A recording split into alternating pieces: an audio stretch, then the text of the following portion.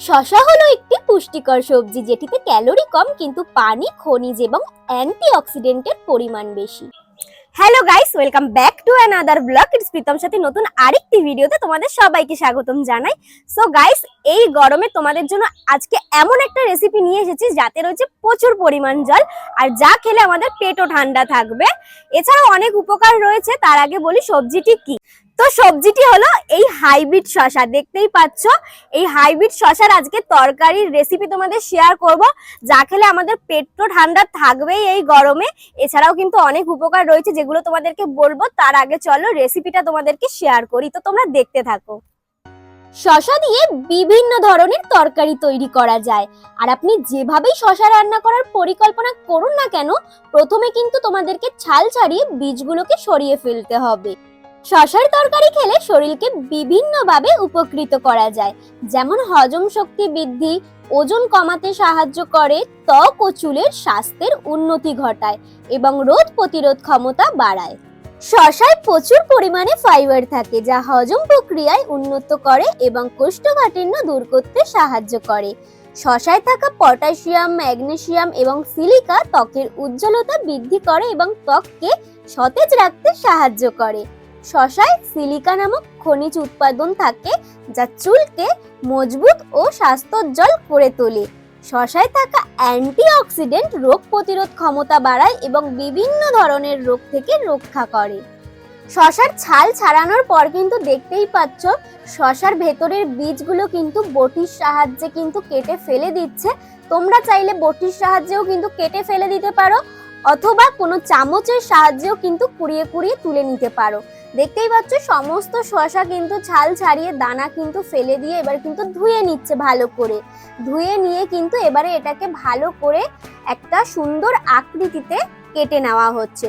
তোমরা চাইলে তোমরা যেরকম পারবে সেরকম আকৃতিতে কেটে নেবে যাতে তরকারিটা দেখতে সুন্দর লাগে। শসায় কিন্তু ভিটামিন কে থাকে যা হাড়ের স্বাস্থ্যের জন্য খুবই গুরুত্বপূর্ণ। শসায় পটাশিয়ামও থাকে যা রক্তচাপ নিয়ন্ত্রণে সাহায্য করে এবং হার্টের স্বাস্থ্যের উন্নতি ঘটায়। যাই হোক, দেখতে পাচ্ছ যে শসাগুলো সমস্ত ধুয়ে কিন্তু কাটা হয়ে গেছে। এবার একটা কড়াই কিন্তু ওভেনে বসিয়ে দিয়েছে, তাতে কিন্তু এবার 1 কাপ মতো জল দিয়ে দিয়েছে। জলটা একটু ফুটে গেছে, তাতে কিন্তু 2টো কাঁচা লঙ্কা চিড়ে দিয়ে দিয়েছে। এবারে কেটে রাখা শসাগুলোও কিন্তু দিয়ে দিচ্ছে। এবারে দিয়ে দিতে হবে হলুদের গুঁড়ো আর পরিমাপ মতো নুন। তারপরে কিন্তু ভালো করে নাড়িয়ে চাড়িয়ে নিতে হবে। তারপরে একটা ঢাকনা দিয়ে ঢেকে দিতে হবে কড়াইটা, আর ওভেনটাকে লো ফ্লেমে রেখে দিতে হবে যাতে শসাগুলো সিদ্ধ হয়ে যায়। 5 থেকে 10 মিনিট কিন্তু রাখলেই এরকম জল বেরিয়ে যাবে কিন্তু শসা থেকে। দেন একটু নাড়িয়ে চাড়িয়ে নামিয়ে ফেলতে হবে। দেন কিন্তু একটা কড়াইয়ে তেল গরম করে তাতে শুকনো লঙ্কা, কালো জিরে ফোড়ন দিয়ে নুন হলুদ মাখিয়ে রাখা চিংড়ি মাছ ভেজে নিতে হবে। চিংড়ি মাছগুলো ভাজা হয়ে গেলে সিদ্ধ করে রাখা শসাগুলো কড়াইয়ে ঢেলে দিতে হবে। তারপরে একটু নাড়িয়ে চাড়িয়ে জল অ্যাড করে দিতে হবে। শসায় কিন্তু প্রচুর পরিমাণ জল থাকে যা শরীরকে সতেজ রাখতে এবং ডিহাইড্রেশন প্রতিরোধে সাহায্য করে। যাই হোক, একটু নাড়িয়ে চাড়িয়ে দেখতেই পাচ্ছ চিনি অ্যাড করে দিয়েছে সামান্য। তারপরে কিন্তু নাড়িয়ে চাড়িয়ে একটা পাত্র দিয়ে ঢেকে এটাকে 5 থেকে 10 মিনিট ফুটিয়ে জলটা একটু টানিয়ে মাখা মাখা করে নিতে হবে। দেখতে পাচ্ছ ঢেকে দিয়েছে। এবার কিন্তু জলটা একটু ফুটিয়ে দেখতে পাচ্ছ মাখা মাখা হয়ে গেছে। এবারে সব শেষে একটু ধনে পাতা ছড়িয়ে দিতে পারো, বাড়িতে যদি থাকে, আর না থাকলে অ্যাভয়েড করতে পারো। আর থাকলে দিয়ে একটু নাড়িয়ে চাড়িয়ে নিলেই কিন্তু রেডি সিম্পল শসার তরকারি।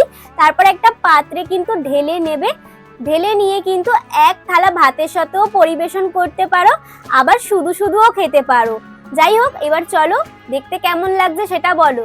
তারপর তো আমি খেয়ে বলবো যে কেমন হয়েছে। চলো এক বাটি তরকারি নিয়েই বসে পড়ি।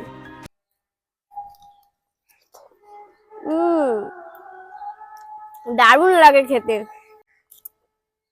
তো চলো আমি খেয়ে নি, আর আমার এই শসা তরকারি রেসিপিটা তোমাদের কেমন লাগলো অবশ্যই কমেন্ট করে জানাবে।